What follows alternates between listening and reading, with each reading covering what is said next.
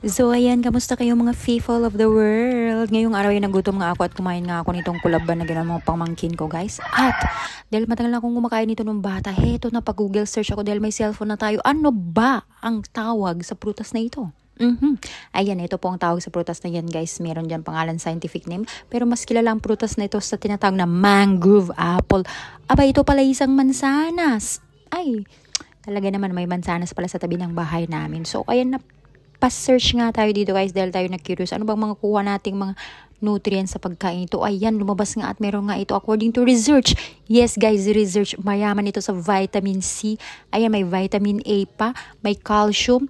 Contains vitamin B, antioxidant, and vitamin K. Abay, napakarami naman palang vitamina nito.